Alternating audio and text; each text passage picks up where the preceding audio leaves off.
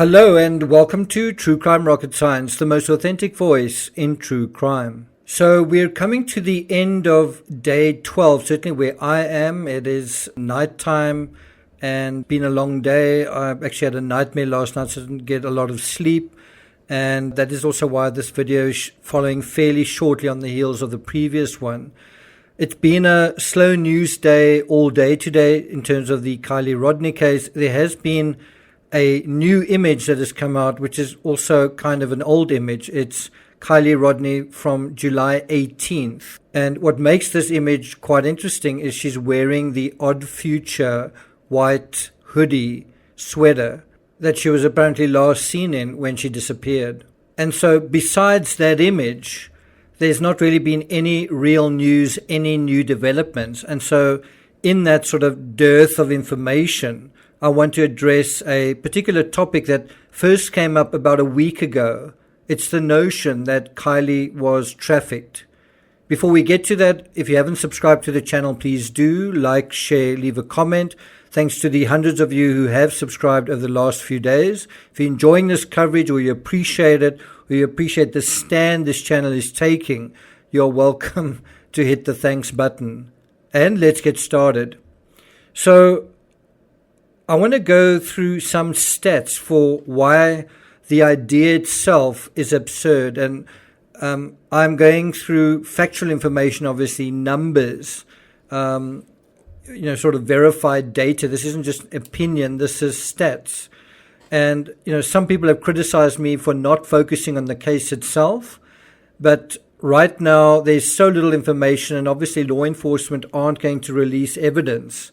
Photos, videos, statements, especially in terms of the party, in terms of the stuff we really want to look at, because the rights minors have to privacy are being protected, rightly, in my opinion, in this case.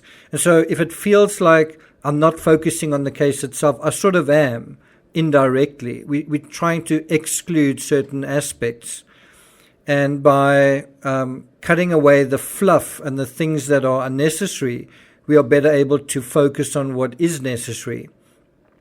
We also want to some extent, be patient for more information, more facts, more context to come to light. And so, in lieu of a lack of updates, I want to address some of the speculation that, in my opinion, doesn't make sense.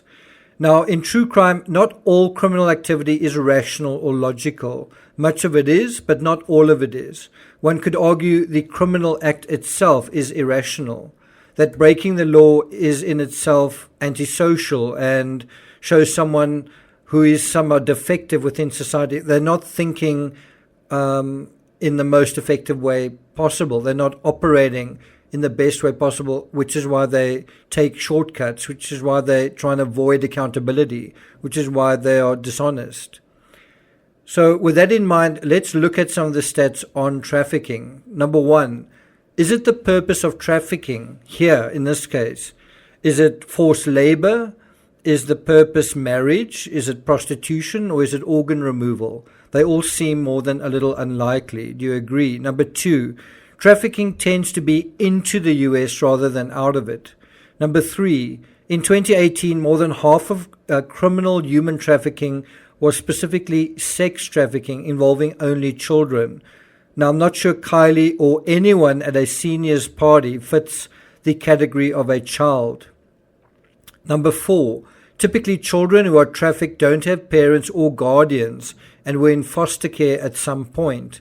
Again, I'm not sure if it's entirely relevant here. Number five, the average age for trafficking girls is 12 to 14 years. Kiely doesn't fit the profile for many reasons besides age. She's precocious, she's educated, she's a well-known member of her community, she's living with her mother. If she disappears, will she be missed? Well, obviously she is. Now, in the Summer Wells case, I did a deep and thorough study of child abductions. I've also done the same in the Madeleine McCann case. And what we saw was that targets are typically very young. Infants who will not remember their name, address, or parents. They won't know where they live. This is to prevent the child from being a problem to their new parents or handlers. Obviously, there's another dimension to it as well, but I think one has to have a screw loose to imagine someone would abduct someone for that purpose, with 300 people present. Now, I suppose one could argue that if this thing occurred, it occurred quietly in the aftermath of the party.